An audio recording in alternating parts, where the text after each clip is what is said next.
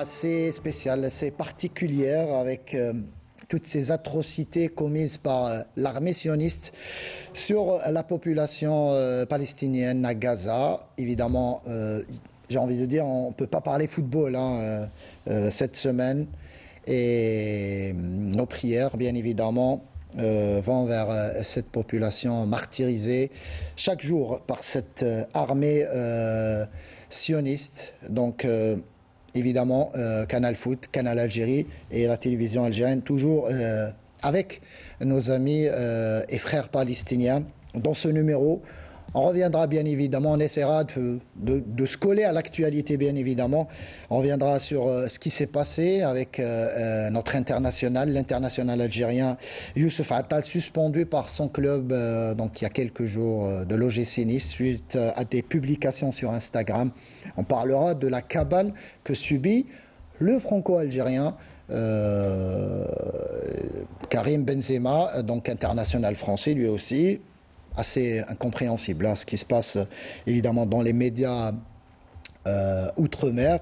Et on terminera aussi, là aussi on parlera du message extraordinaire de notre capitaine Riyad Mahrez qui n'est pas allé par, on va dire, par 36 000 chemins pour apporter son soutien à Gaza et la population notamment de Gaza et tous les Palestiniens. Sur ce plateau, comme chaque dimanche, j'ai avec moi donc Abdenour Kawa. Abdenour, bonsoir. Bonsoir Saïd, bonsoir à nos amis téléspectateurs. Et de l'autre côté de la table, on retrouve là aussi notre ami journaliste Farid Aïtsaada. Bonsoir Farid. Bonsoir Saïd, bonsoir à tous. Je disais donc, c'est compliqué messieurs, évidemment, de parler football cette semaine. D'ailleurs, et c'est à féliciter à cette décision prise par la Fédération algérienne de football de suspendre toutes les activités footballistiques. Pareil pour le MGS, donc le ministère de la Jeunesse et des Sports, qui a suspendu toutes les activités sportives en général donc, ce week-end. Et on n'avait pas, on va dire, le moral pour suivre les matchs de foot. Même si certains pourraient dire qu'on aurait pu passer des messages aussi à travers notamment les matchs de Ligue 1. Mais je pense qu'il fallait un petit peu respecter, on va dire, avoir une certaine pensée pour nos amis palestiniens, surtout après ce qui s'est passé avec cet hôpital bombardé. Donc, je sais que c'est lourd aujourd'hui de parler football, Abdelnour notamment, mais c'est l'actualité et on essaye de s'y adapter. De toutes les façons, on ne peut pas dissocier le sport, la culture ou dans n'importe quel domaine, dissocier ce qui est en train de se passer actuellement en terre palestinienne. Toutes ces atrocités qui sont commises, et ça ne date pas d'aujourd'hui, si jamais on doit revoir un peu l'histoire de la Palestine, des centaines de milliers de morts depuis plus de 75 ans et qui sont passés pratiquement sous silence. Aujourd'hui, le peuple palestinien continue à souffrir et nous, moi personnellement en tant que citoyen du monde, en tant qu'Algérien, en tant qu'ancien sportif, je ne peux qu'être solidaire de tout ce qui est en train de se passer pour la Palestine et j'espère qu'il y aura une solution qui pourra contenter tous les Palestiniens. N'oublions pas que l'Algérie a toujours été solidaire avec la Palestine et ça ne date pas d'aujourd'hui. Donc aujourd'hui, bien évidemment, on est triste par rapport à ce qui est en train de se passer. Et quand on entend un peu tous les médias étrangers, il y en a qui sont pour la Palestine, d'autres contre. Mais il y a une chose qui est certaine, c'est que le peuple palestinien est en train de souffrir depuis plus de 75 ans. Et l'Algérie est surtout solidaire avec les causes justes. Tout à fait. Et bien évidemment, pas qu'il y a la Palestine, le Sahara occidental et d'autres, évidemment d'autres sujets ou bien, on va dire... Vous savez, dire... l'Algérie a été parmi les premiers pays à acclamer son indépendance. Nous avons vécu 8 ans d'atrocités, il ne faut pas l'oublier. Aujourd'hui...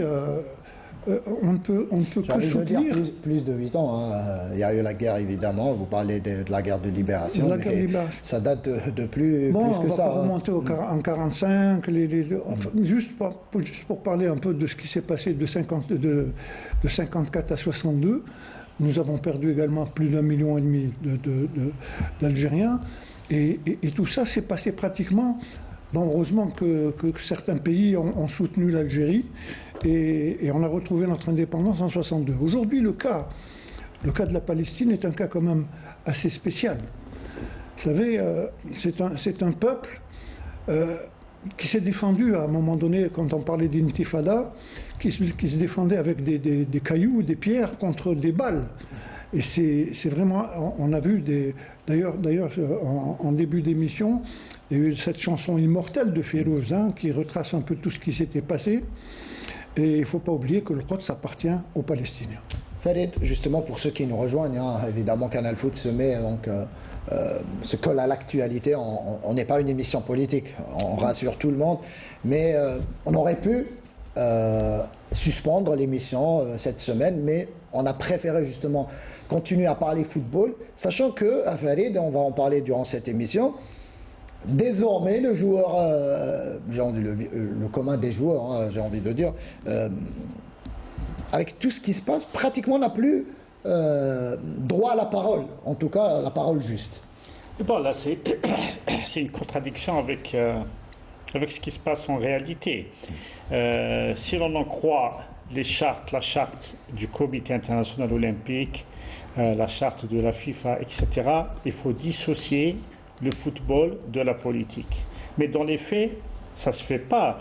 On sait que, par exemple, il y a le conflit entre la Russie et l'Ukraine. Exact. Et bien, dès la première semaine du conflit, l'Union européenne de football a suspendu la fédération russe de football avec tous ses clubs qui ne participent plus aux compétitions européennes. La FIFA a suspendu la Russie de toutes les compétitions. Donc déjà, il y a immixtion du politique dans le sportif.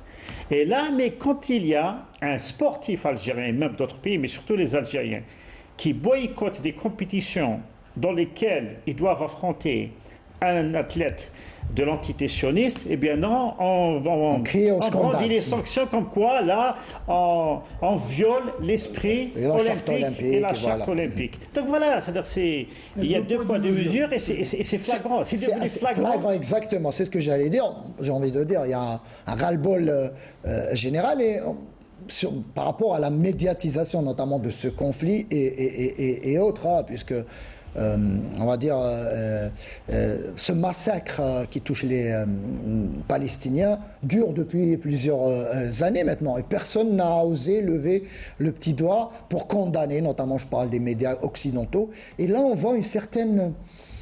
Voilà, vous parlez des deux poids, deux mesures. C'est assez criant, messieurs, et on va en parler dans cette émission. Quand on parle de guerre, généralement, c'est soldat contre soldat. Exact. On peut pas être... C'est pas soldat contre une population. Exactement. Et ce qu'on est en train de voir, c'est qu'il y a des enfants, des femmes, des hommes, des vieux, des vieilles qui sont chaque tués. 12 minutes, un enfant meurt à Gaza. Quand on arrive à voir des enfants marquer leur nom sur leur avant-bras, pour qu'ils soient reconnus si jamais s'ils décèdent, on est arrivé pratiquement...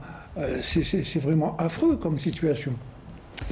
Justement, on va rester avec le sport, le football notamment, et donc, on va dire, avant de parler de Youssef Attal, qui vit des moments très très difficiles, et on le soutient à travers notre émission, bien évidemment, puisque... J'arrive pas à comprendre là aussi la cabale dont il est victime et on va en parler dans quelques instants. Je vais voir avec la régie, est-ce que le sujet notamment de Sid Ahmed Bouraïb est prêt? S'il est prêt, vous me le dites, histoire de lancer ce sujet. Voilà, on me dit qu'il est prêt. On va suivre justement ce sujet réalisé par Sid Ahmed Bouraïb qui revient un petit peu sur les faits marquants de la semaine, notamment avec ce qui s'est passé avec Youssef Attal, Benzema et surtout, ce que j'ai aimé, cette solidarité notamment des supporters, notamment en Espagne. On l'a vu cette semaine, ce week-end en Liga. Et on parle souvent, on va dire, les Algériens ou bien les Arabes soutiennent la Palestine, mais il n'y a pas que ça. On voit en Europe, même en Amérique latine, même aux États-Unis, la population américaine, une grande partie de la population américaine s'indigne de ce qui est en train de se dérouler depuis quelques jours à Gaza. Et justement, on va voir le sujet et on revient par la suite. Soutenir et défendre une cause juste est devenu malheureusement de nos jours interdit pour les sportifs du monde. Certains d'entre eux ont été sanctionnés par leur club à l'image de Youssef Attal qui a été mis sur la touche. Le Tunisien Laïdouni a lui aussi été mis au frigo par l'Union Berlin en attendant une résiliation de contrat demandée par les supporters du club. Ballon d'or en titre, Karim Benzema subit un lynchage médiatique sans précédent pour avoir clairement apporté son soutien aux Gazaouis. Un membre du gouvernement français l'accuse même de faire partie d'une mouvance islamiste et certaines voix demandent carrément qu'on lui retire son ballon d'or. Si on essaie de museler les footballeurs par tous les moyens possibles, les stades des grands championnats européens ont vibré au slogan de Save Gaza et Free Palestine. Les supporters du Celtic, de Liverpool, d'Osasuna et de bien d'autres clubs à travers le monde ont montré un soutien indéfectible à la cause palestinienne.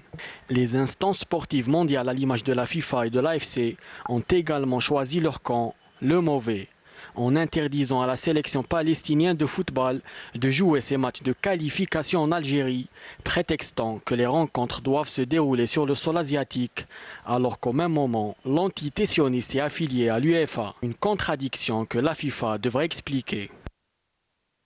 Il n'y a rien à expliquer, j'ai envie de dire, puisque c'est comme ça et c'est clair depuis pas mal d'années maintenant. Et malheureusement, on s'est fait à cette idée, hein, messieurs. Mais bon, je vais commencer par la requête exprimée par la Fédération palestinienne de football de recevoir ses adversaires en Algérie. Bon, c'est vrai, il y a un article dans les statuts de la Confédération asiatique de football qui stipule qu'en cas d'empêchement pour une nation de la Confédération d'accueillir des matchs dans son pays, elle peut l'accueillir en dehors de son pays, mais dans un pays issu de la Confédération asiatique. Ok, c'est vrai. Et moi déjà, quand il y a eu la demande, j'avais des doutes quant à l'acceptation de cette requête, surtout que justement, le prochain match de la Palestine, ce sera contre l'Australie. Alors imaginez l'Australie, au lieu de faire 12 000 km, ce qui est déjà beaucoup pour rejoindre la Jordanie, où la Palestine va finalement recevoir l'Australie, elle aurait fait 15 000 km pour jouer à Alger et elle n'aurait pas accepté. Mais au-delà de ça, puisque l'Union européenne a accepté que l'entité sioniste soit affiliée à l'Union européenne, quoique c'est un territoire situé en Asie, la FIFA l'a accepté à titre exceptionnel parce que si l'entité sioniste était dans sa confédération, dans sa région naturelle qui est l'Asie, beaucoup de pays arabes auraient refusé de l'affronter. La FIFA aurait pu... Pas seulement des pays arabes. Hein. Oui, même d'autres pays. Voilà. Eh bien, la FIFA aurait pu, ou bien la Confédération asiatique aurait pu étendre le caractère exceptionnel de cette décision au cas de la Palestine pour qu'elle puisse accueillir ses adversaires là où elle le voudrait. Mais voilà, j'ai dit de poids de mesure. Ça n'a jamais été aussi flagrant que ces derniers temps. L'UEFA aurait pu là aussi donner une terre en Europe pour l'entité sioniste. Peut-être le problème aurait été réglé une fois pour toutes. On essaye un petit peu d'en rigoler de ces décisions assez absurdes notamment. Et vous l'avez bien signifié, Farid. Aujourd'hui, on va dire, c'est aussi flagrant que j'ai envie de dire. On ne se soucie même pas des réactions des gens, des uns et des autres. Il n'y a pas si longtemps que ça, on avait Ouil Ali qui était entraîneur de l'équipe nationale de Palestine. J'avais eu l'occasion de discuter plusieurs fois avec lui. C'était vraiment un branle-bas de combat pour qu'il puisse organiser des stages et jouer des matchs, parce que il y avait des joueurs qui étaient en plein, qui étaient pratiquement cloîtrés ils ne pouvaient pratiquement même pas sortir d'où ils se trouvaient. Donc il a toujours eu des difficultés à pouvoir faire d'abord des stages et bien sûr jouer des matchs. Donc Farid a bien expliqué, il y a deux poids, deux mesures. Que ce soit la FIFA ou que ce soit l'UEFA, hein.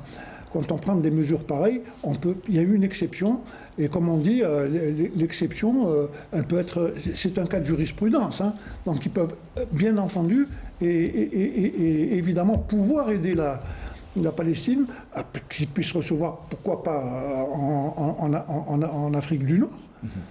L'Algérie avait proposé ses services et en leur accordant... C'est d'abord le président de la Fédération palestinienne qui a émis le souhait de recevoir ses adversaires en Algérie, qui a été accepté par l'Algérie et la Fédération algérienne de football, bien évidemment sur instruction des hautes autorités, là aussi s'est proposé justement pour prendre en charge en tout cas tous les frais inhérents au déplacement évidemment malheureusement de la sélection palestinienne. Ça ne pourra pas se faire, mais toujours est-il qu'il faut revoir tout ça, parce que l'entité sioniste, bien entendu, normalement n'a rien à voir avec l'UEFA, hein, qu'on le veuille ou pas. C'est un pays qui se trouve en Asie.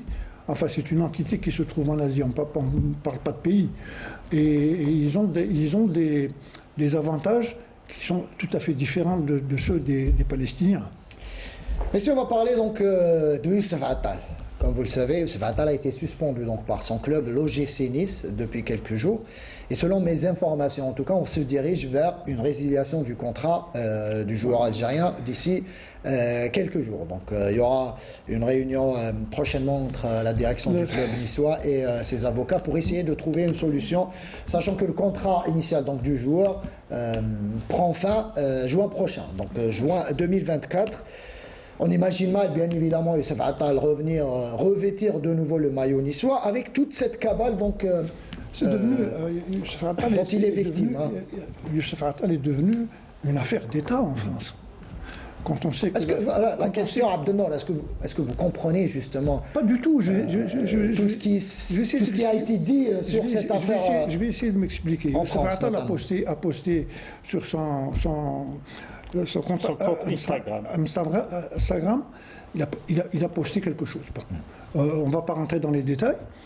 Il ne faut pas oublier qu'il y a d'abord la liberté d'expression, et puis c'est un compte personnel. Il n'a pas fait ça au niveau des médias ou au niveau... Donc ça reste pratiquement tout à fait personnel d'une part.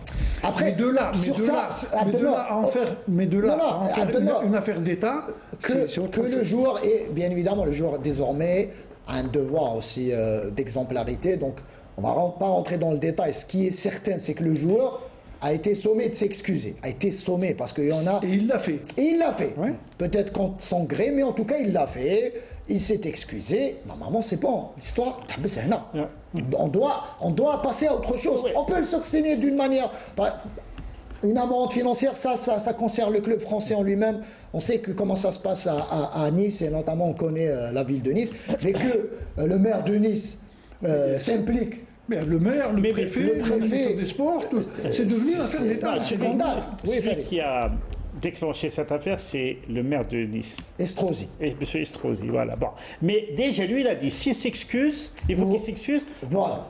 Il a demandé des excuses. Voilà. On va dire qu'il a... Du côté de Nice, on a voulu... Voilà. Mais il y a eu des gens qui ont voulu être plus royalistes qu'Estrosi, qui ont demandé carrément qu'il soit chassé de la France, que son contrat soit résilié. Même qu'il y a des gens qui ont demandé qu'il soit emprisonné. Voilà. Pour apologie du terrorisme. Mais là, c'est en frôle l'exagération, comme l'a dit Abdelnour, il a donné un avis personnel sur son compte personnel. Il n'a pas dit en revêtant le maillot de l'OGC Nice, ou bien dans le média officiel du club, ou bien dans un média français. Il a dit à titre personnel. Maintenant, si on ne peut plus donner son avis personnel... Quand on sait que la France est un pays où on parle d'égalité, on parle de démocratie, de liberté d'expression. Là, je suis désolé. Sur un plateau, je ne vais pas citer le chanteur, vous le connaissez très bien. Il a osé parler dégommer physiquement des membres du parti, des hommes politiques français. Si on peut tolérer cela sur un plateau de télévision, j'ai envie de dire, en Algérie ou ailleurs, on n'a jamais dépassé ces limites-là. Il y a une très grosse manipulation là. Donc, ce qu'il a fait, ça mérite peut-être d'être sanctionné par le club, puisqu'il s'est excusé, logiquement, faute avouée, faute à moitié pardonnée. Donc là, la France, parce que là, c'est plus... Le maire est représentant de Nice. Il est le maire. Je pense que le maire a d'autres préoccupations que de s'impliquer dans le football. Même le ministre. Il n'en est pas sa première. Même le ministre des Sports s'en est mêlé. La ministre des Sports, effectivement. Donc ça ne devient pas une affaire Attal uniquement à Nice. C'est devenu une affaire d'État. Et c'est ça qui est encore plus grave. Cette affaire, malheureusement, qui relève un peu de sport, plus de sport que de politique, mais maintenant, cette affaire est utilisée dans un cadre politicien. C'est-à-dire maintenant, le gouvernement français se droitise, entre guillemets, de plus en plus. Maintenant, voilà, il faut plaire à l'extrême droite pour gagner des voix. Et là, Attal, c'est un dommage collatéral. C'est une victime collatérale comme ça parce que il y a une grande lutte politicienne en France parce qu'il y a des élections qui arrivent, des élections européennes, etc. Mais bon, moi, je trouve que c'est exagéré. C'est une aberration. C'est pas exagéré, c'est une aberration. Et le joueur il y a le capitaine de Nice, Dante, donc qui s'est exprimé hier ou avant-hier, voilà. Il a parlé justement de Youssouf Attal qu'il connaît très très bien puisqu'il évolue avec depuis 5 ans au club. Il dit que le joueur est dévasté, il se sent seul. C'est compliqué. Même son entraîneur, Farioli, l'a défendu. Alors hier, comme par hasard... Il l'a défendu d'une manière assez subtile. Après, on peut comprendre que c'est compliqué désormais de défendre le joueur. Le problème, c'est qu'il se sent menacé. C'est ça, c'est encore beaucoup plus grave. Là, il se sent menacé. Il paraît que même il a quitté son domicile, il est chez des amis. Donc c'est vraiment une situation très très grave pour lui. Ah oui, quand on voit ce qui se passe dans les médias, son nom est cité à tout bout de champ, dans tous les plateaux. Mais c'est qu'il y a d'autres clubs français où il y a eu un tel soutien, un soutien similaire à la cause palestinienne, où il n'y avait pas tout ce brouhaha.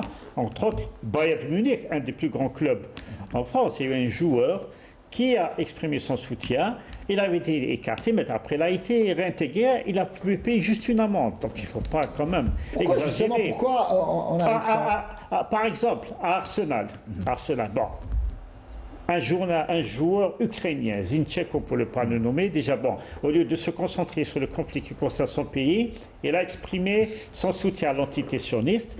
Il a reçu une réponse d'un joueur égyptien, Mohamed El-Nini, qui a lui soutenu les Palestiniens. Le club ne pouvait pas sanctionner El-Nini parce qu'il aurait dû sanctionner aussi Zinchenko.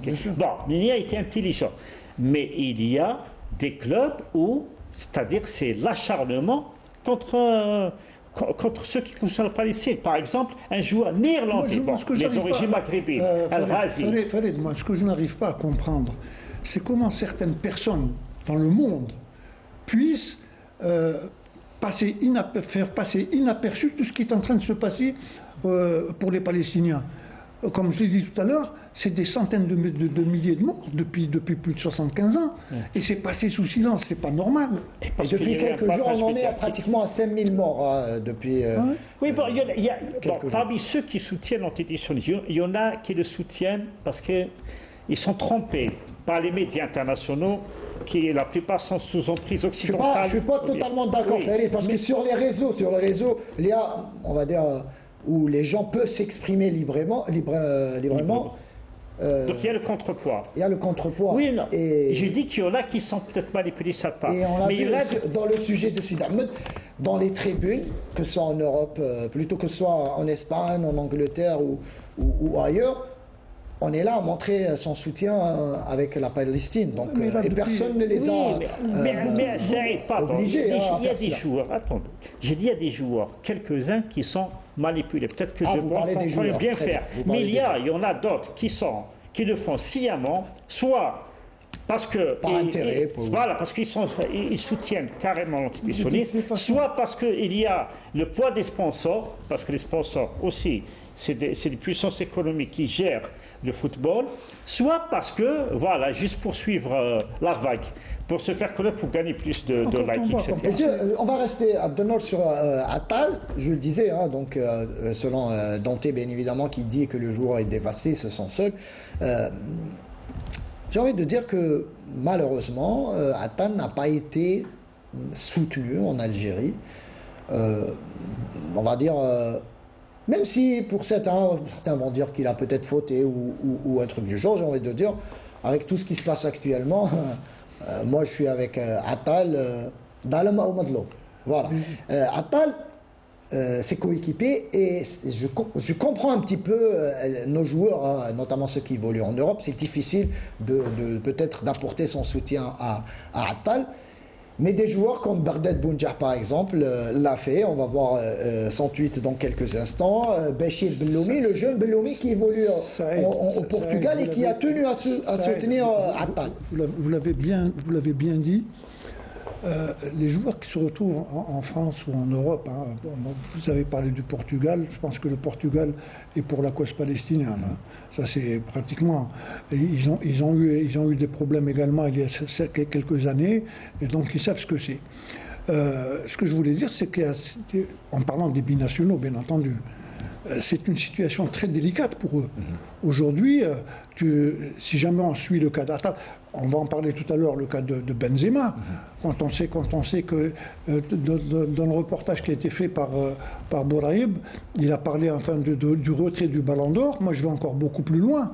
Il y a certains médias politiques également en France, qui ont demandé à ce qu'il soit déchu de sa nationalité française, alors qu'il est français. On parlera tout à l'heure. Donc tout ça donne quand même à réfléchir à certains joueurs. Donc ils sont Vous là. Vous comprenez je comprends dans la mesure. Situation. Ils peuvent. Attal peut être déçu par ses coéquipiers, notamment en sélection. Les premiers coéquipiers qui doivent en principe le soutenir, c'est ceux qui sont en sélection d'une part, et puis tous les joueurs algériens, il ne faut pas l'oublier également. Hein, qu'ils soient, comme je vous l'ai dit, en France, c'est un peu plus délicat quand on est en train de voir ce qui est en train de se passer. Donc, il y a eu Boudaoui, c'est compliqué pour lui. Hein. Absolument. Bouannani, c'est pareil.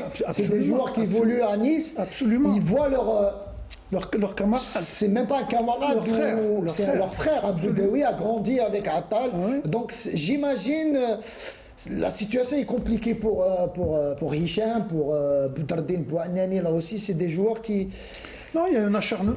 C'est compliqué. Maintenant, c'est clair. Il y a un acharnement contre Attal.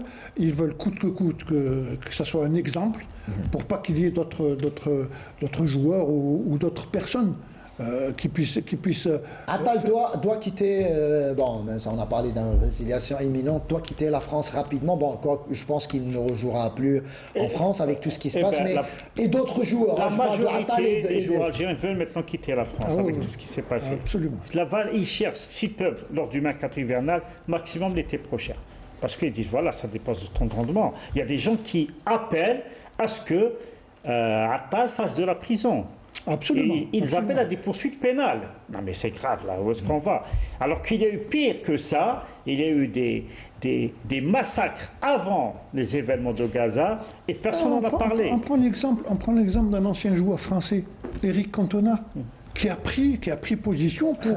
Personne n'a osé personne ne peut l'attaquer parce que lui n'a pas sa langue dans sa poche, Éric Cantona. Il faudra se mesurer au plus féroce, j'ai envie de dire. Attal, au final, c'est une victime, c'est un jeune joueur algérien. Moi, ce qui m'a encore plus choqué, messieurs, c'est quand on parle de déontologie, quand on parle notamment dans les médias.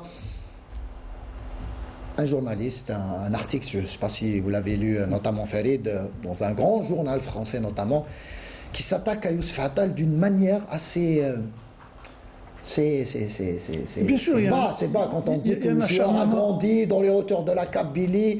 Il n'avait rien du tout. Il n'avait rien du tout. Il parle de son transfert du côté de la Belgique où il n'arrivait même pas à se servir d'une carte bancaire. C'est bas, c'est tellement bas. C'est des clichés, mais bien sûr, mais même si c'est le problème. Ils ont parlé de il manquait plus qu'ils mettent Attal le bic. Biko. Voilà, c'est ça. Vraiment, c'était, on ramène presque à la condition d'indigène, entre guillemets, de Attal. On a vu cet indigène qui est venu, qu'on a nourri, maintenant il se retourne contre nous. C'est très très bas. C'est mesquin. Il y a eu beaucoup de cas. Quand on voit les joueurs brésiliens qui arrivent du Brésil, qui se retrouvent en Europe à un très jeune âge et qui viennent des favelas, ils arrivent à s'adapter, Et là, vraiment, pour moi, le cas Attal est vraiment un acharnement sans pareil, et ça mérite quand même d'être d'abord, personnellement, qu'on puisse le soutenir. Attal s'en sortira grandi de cette affaire. Ça, j'ai aucun doute là-dessus. Il aura à traverser quelques semaines difficiles. Et ça fait partie parfois d'une carrière. De ce monde cruel ou d'une carrière. Et ça va passer, il va signer dans un autre club l'hiver prochain, Inch'Allah, et il reviendra le plus performant possible. Et on parlait des journalistes, plutôt des sportifs algériens ou maghrébins qui évoluent notamment en France. N'oublions pas aussi les journalistes franco-algériens, là aussi, ou les maghrébins en général, qui exercent leur métier en France, arabes surtout, bien évidemment, et qui... au moment de prendre des pincettes. Non, pas que des pincettes. Selon nos informations, on leur a même interdit d'en parler, de défendre la cause palestinienne sous peine d'exclusion, de licenciement. Ça, je peux vous l'assurer. Donc, il y a des confrères franco-algériens notamment qui ont dû signer des papiers. On sait très éviter bien, de parler de ce conflit. On sait très bien quelle est l'influence l'antisémitisme au niveau mondial, et principalement en France. Donc tout ça, c'est vrai que maintenant certains journalistes, comme vous l'avez dit, doivent savoir comment en parler. Vous m'avez dit, il leur est strictement interdit de parler de la Palestine. Ouais. C'est vraiment, on arrive. Où est le pays de la démocratie, où est le pays de la liberté? La démocratie, quand ça les arrange. Et justement, je parlais de solidarité et tout. J'ai envie de saluer, bien évidemment, Riyad Mahrez, fidèle à sa ligne de conduite depuis pas mal d'années. Il n'a pas attendu qu'il signe en Arabie Saoudite pour apporter son soutien à la cause palestinienne. Et on a vu ce qu'il a. On va voir en image justement le tweet qu'il a posté en anglais, messieurs, histoire de dire. C'est un message international. International, avec Sahaf Farid, donc ce n'est pas écrit en arabe ou en français, c'est écrit en anglais. Là, ce n'est plus le Biko. Exactement. Ce n'est plus le Biko. Exactement. Mahrez, justement, et certains peut-être pourraient, je le disais tout à l'heure, pourraient dire que c'est facile maintenant le fait qu'il joue. Il a brandi le drapeau palestinien quand il portait le maillot de Manchester City. Voilà. Et Mahrez donc a apporté son soutien là aussi une nouvelle fois à la cause palestinienne. Il dénonce ce qui se passe à Gaza justement. C'est ce genre de message qu'on a envie de lire et d'entendre, pas d'autres messages. Et je pense que vous avez bien compris. Oui, bien sûr. Bon, parce que dans ce genre de situation, c'est-à-dire la plupart des gens, qu'est-ce que nous avons comme arme? La principale arme que nous avons, c'est les prières, et c'est la parole. Donc, quand quelqu'un qui a des millions de suiveurs, de followers... Vous avez parlé de personnes bernées par les médias occidentaux. Là, quand quelqu'un, par exemple, je prends un exemple, quelqu'un qui vit au Venezuela ou un truc du genre, qui n'est pas au fait de ce qui se passe c'est une manière de les toucher. Et qui suit, par exemple, un Riyad Mahrez ou autre, peut prendre conscience de ce qui se passe. Il va se documenter, Donc c'est pour ça une célébrité a une responsabilité pour véhiculer le message réel. C'est ce qu'on attend de ce genre. Il y en a qui se sont réunis, il y en a qui se sont tués. On n'appelle pas les gens à s'entretuer. Il n'y a pas aujourd'hui un endroit au monde qui ne connaît pas la cause palestinienne. suis pas totalement d'accord avec vous, dans le sens où la jeune génération a besoin là aussi. Parce qu'avec les médias occidentaux, il faut le dire clairement, parfois les médias occidentaux... La cause palestinienne, la cause palestinienne ne date pas d'hier. Je parle de la jeune génération. Même la jeune génération. Je parle pas de l'Algérie, je parle de à travers le monde. À travers le monde, oui. Moi, je pense qu'il n'y a pas un pays au monde qui ne connaît pas la cause palestinienne. Non, il y a des pays qui sont très éloignés, c'est pas oui, moi. mais ils savent qu'ils ne le connaissent pas. C'est pas parce qu'ils ne veulent pas s'intéresser. Ils savent que la Palestine est en train de souffrir. Ils savent que le peuple palestinien est en train de souffrir et de mourir dans le silence le plus total. Ça, tout le monde le sait. Il n'y a pas de secret, tout le monde le sait aujourd'hui avec les médias. Dans n'importe quel pays du monde, on peut le savoir. Les médias, je dis, ne montrent pas tout, malheureusement. Et même sur les réseaux sociaux, on est victime de censure. Il faut le dire. Ah oui, il y a censure. L'Union européenne censure, a envoyé aux principaux réseaux sociaux pour une note comme quoi, si vous diffusez de la désinformation, ce que l'Union européenne appelle la désinformation, c'est toutes les publications favorables aux Palestiniens. S'il y a de la désinformation, entre guillemets, comme il l'appelle, il y aura de lourdes sanctions financières contre ces réseaux sociaux. Donc, il y a intimidation, il y a censure. Donc, beaucoup de médias procèdent soit à la censure, soit à l'autocensure, de peur de sanctions. Donc voilà, quand même, les médias lourds, les principaux médias lourds, sont gérés indirectement par des sionistes. Moi, ce que je ne comprends pas, Farid, et ce que je ne comprends pas, Saïd, c'est comment on peut rester insensible au décès des bébés, au décès des femmes. On ne peut pas rester insensible à cela. On a vu des guerres, il y a eu beaucoup de choses. Pour ceux qui défendent l'antitétionnisme, on a envie de certaines. On parle d'une riposte. Il faut avoir quand même une certaine humanité. Et on en a parlé tout à l'heure, notamment avant l'émission. Certains de grands pays apportent leur soutien directement à l'État sioniste, parlant d'une contre-offensive par rapport à ce qui s'est passé avant, avec le Hamas. Donc l'antisionisme se défend. Exactement. Voilà. Alors que ce n'est pas le cas, puisque c'est eux les premiers qui ont déclenché les hostilités. Et on parlait tout à l'heure de la résistance. Justement, quand on parle aujourd'hui de Hamas et qu'on dit que Hamas est un groupe de terroristes, je suis désolé, on peut citer des exemples à travers le monde. La preuve en Algérie. Oui, la bataille d'Alger. Non seulement la bataille d'Alger. À l'époque, nos anciens moudjahidins, le Chouhad ont été traités par la France de terroristes. Et il ne faut pas oublier que le plus grand terrorisme qu'il y a eu en Algérie, ça a été l'OAS. Et aujourd'hui, personne. L'histoire en parle, mais aucune sanction n'a été faite par.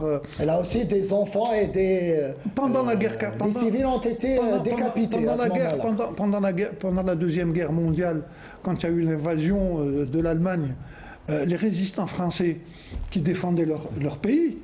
Les Allemands les traitaient de terroristes parce qu'ils sabotaient un peu toutes les installations.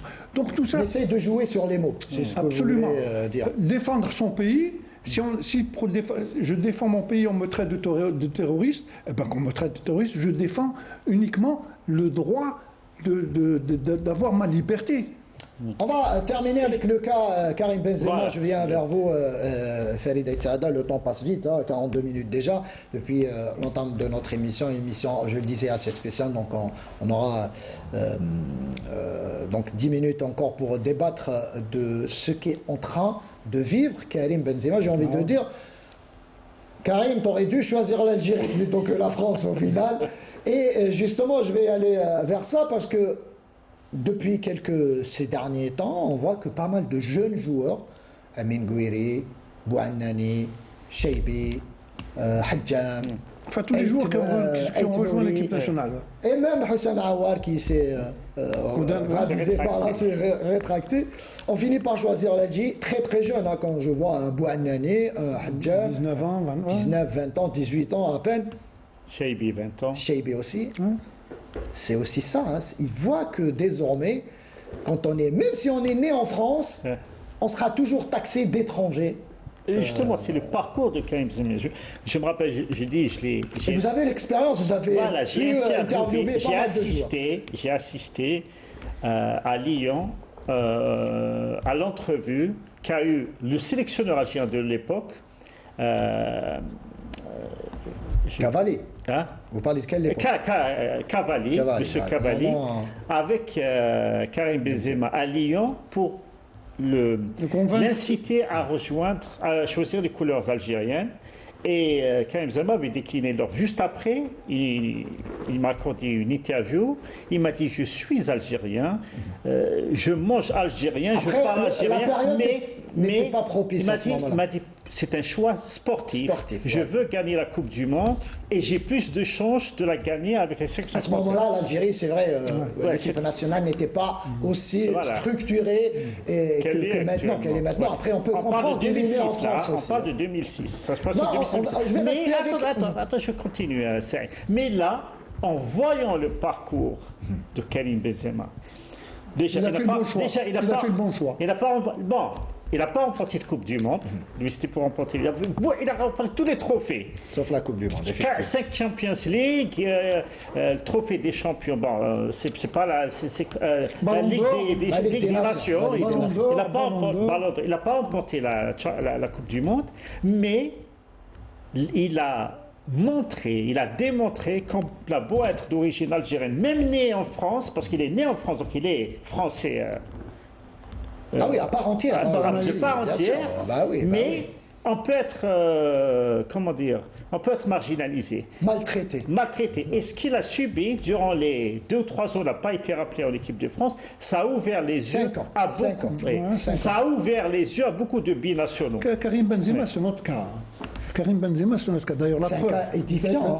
Puisque Karim Benzema a apporté son soutien aux gens de Gaza. Il a été clair. Dans sa décision. Heureusement, on le félicite pour ça. Lui aussi, il a un message à faire passer. Mais lui, il est écouté par des millions de personnes. Par rapport à Attal, c'est autre chose. Aujourd'hui, il est suffisamment armé. D'ailleurs, il a mis des avocats pour contrecarrer un peu tout ce qui est en train de se... Il a attaqué le ministre en justice, carrément. Un ministre français, le Gérald Darmanin, qui doit s'occuper d'autre chose que de parler de Karim Benzema. Il faut vraiment être culotté pour tirer sur Karim Benzema qui est loin de la France et qui est libre. Il a la liberté d'écrire ce qu'il veut. De là à demander à ce que le Ballon d'Or lui soit retiré, de là à demander à ce que sa nationalité qu'il soit déçu de sa nationalité, moi j'arrive pas à comprendre. Il y a maintenant une course à l'extrémisme. C'est à ceux qui se montreraient le plus à droite, le plus extrémiste. Mais quel rapport entre ces positions et le Ballon d'Or? C'est comme si quelqu'un a un logement, non, il faut lui enlever son logement. Non, mais il a acquis le Ballon d'Or sur le terrain, c'est pas... On essaye de le dénigrer, Farid.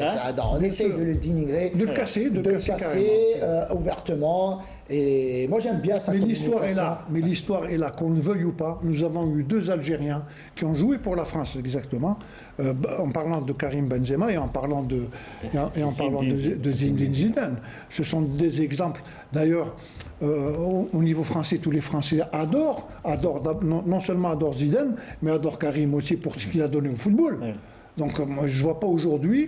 Sur les réseaux, on est solidaire avec Karim Benzema. Bien sûr, de manière on ne peut pas ne pas l'être. Presque unanime. Et c'est ce qui rassure un petit peu, puisqu'à un moment donné, on se demande même... Moi j'ai un peu j'ai envie de dire, de la peine pour nos concitoyens qui vivent en France. On est...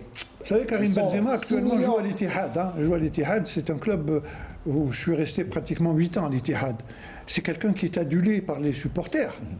Même si l'Ittihad actuellement n'est pas en tête du championnat, mais c'est quelqu'un qui est admiré par tous les supporters, non seulement de l'Ittihad, mais la majorité des supporters saoudiens.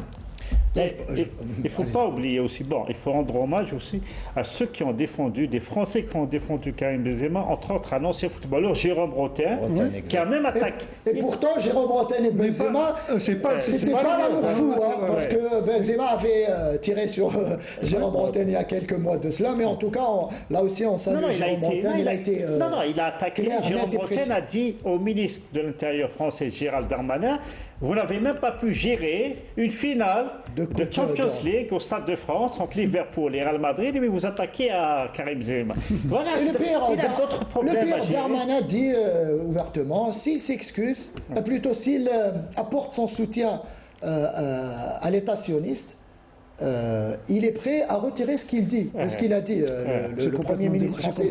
C'est complètement démentiel. C'est complètement démentiel. Si ça avait été dans un autre pays arabe, on aurait crié au scandale. Mais quand c'est en France, ça peut passer. Karim, on connaît très bien Karim pour sa forte personnalité. Donc c'est pas quelqu'un qui se laisse marcher sur les pieds.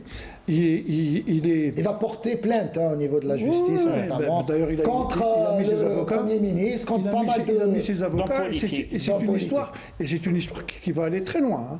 On espère évidemment, on espère que la justice française, là aussi, fera son travail convenablement, loin des pressions, histoire de remettre un petit peu de l'ordre dans tout ça et justement... il faut laisser Karim Benzema, les autres, Youssef Attal, laissez-les tranquilles. Si vous voulez débattre de ce conflit... il y a des hommes politiques. Exactement, il ne faut pas sortir un petit peu du contexte. Ce sont deux footballeurs, ce sont des gens qui se donnent à fond sur les terrains de foot. Laissons-les sur les terrains de foot. Même si jamais on parle de délit d'opinion, on est libre de penser ce qu'on veut. On n'est pas tenu de suivre une ligne directrice qui est dirigée par certains médias ou par certains hommes politiques. Nous sommes d'abord, généralement, un sportif est apolitique. Un sportif se donne à fond pour le sport. Eh bien, je donne l'exemple. Comment va-vous justement on arrive pratiquement à la fin de l'émission. Oui. Rami Bensebaini a publié une photo de lui avec l'écharpe de la Palestine. Le kéfier palestinien. Voilà. Alors, son club, bien sûr, en privé, lui a demandé de retirer cette publication. Il a refusé. Il a dit c'est une opinion personnelle. Et on a posé la question. Je connais mes droits et je la laisse. Il n'a pas été sanctionné. On a posé la question au responsable du côté du Borussia Dortmund, là aussi. Et celui-ci a dit que le joueur n'a rien fait de mal pour être sanctionné. Voilà, il a donné une opinion personnelle sur son compte personnel. Et c'est le même cas que Attal. Mais Attal, on ne reconnaît pas les comptes personnels. Oui, bon, après, c'est compliqué, on le sait. Rapidement, il ne nous reste pas beaucoup de temps, donc 1 minute pratiquement. Comment voyez-vous justement... j'aurais dire l'avenir du football mondial dans ce contexte qui devient de plus en plus compliqué. Nos joueurs ont du mal justement... Il faudrait qu'il y ait d'abord une réflexion très très profonde, non seulement de la FIFA, mais également de pratiquement toutes les confédérations, que ce soit l'UEFA, que ce soit la CAF, que ce soit la Confédération asiatique ou la CONCACAF. Et il faudrait arriver aujourd'hui à ce qu'il y ait une unité pour tout le monde et qu'il y ait une égalité également pour tout le monde. Mot de fin. Oui, l'essentiel maintenant, on déplore tous les morts qu'il y a eu, mais quand même ça a eu un avantage, ça a médiatisé le conflit. Il y aura un avant et un après. Oui, notamment pour la cause palestinienne. Il y aura un avant et un après. En dépit des tentatives de normalisation des relations de l'État sioniste avec tous les États arabes, le conflit palestinien s'est remis au devant de la scène grâce aux martyrs de ses enfants. C'est ça le principal succès. Et maintenant, personne ne peut occulter la question palestinienne. Et j'espère que les sportifs, de par leur notoriété, continueront à véhiculer ce message. Merci messieurs, merci à nos amis téléspectateurs, évidemment. Free Palestine, il ne faut pas l'oublier. Free Palestine, bien évidemment. Merci Abdallah, je le disais, donc émission spéciale aujourd'hui. On ne fait pas de politique, mais on a été un petit peu poussé à le faire. On a été poussé à le faire puisque... Les politiciens ont politisé le sport. On ne peut pas dissocier ce qui est en train de se passer par rapport au sport. Exactement. Merci Farid. Nos condoléances, là aussi, évidemment à notre ami, à la famille plutôt de notre ami Mohamed Ben Hamla, journaliste, qui a décédé jeudi après-midi plutôt. Rabbi Rahmou Mohamed, il a beaucoup souffert ces derniers mois. On est avec sa famille, Rabbi Rahmou, là aussi, mes vives pensées à la famille Magnouch, notamment pour le décès de Nazim il y a quelques jours de cela. Rabbi Rahmou, là aussi, assez jeune, qui nous quitte. Rabbi Rahmou, évidemment, mes pensées pour toute sa famille. Je le disais, messieurs, on espère se retrouver donc la semaine prochaine avec, on va dire, meilleure ambiance. En tout cas, on espère que ça cesse, hein, tout ce qui se passe actuellement avec ces bombardements qui visent la population palestinienne. Courage, restez solidaires et restez justement... tout ce qu'on peut faire justement, c'est d'être très solidaire avec nos frères palestiniens. Ça, et même à nos amis palestiniens de rester soudés derrière, bien évidemment, cette cause. Merci donc à toute l'équipe technique de la régie 2, et à notre réalisatrice et Hanan Belkhiri au script. Je vous dis à dimanche prochain. Restez branchés sur Canal Algérie.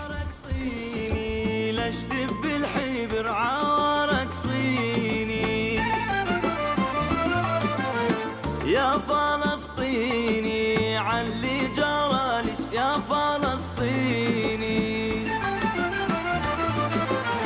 شدوا بعضكم يا أهل فلسطين شدوا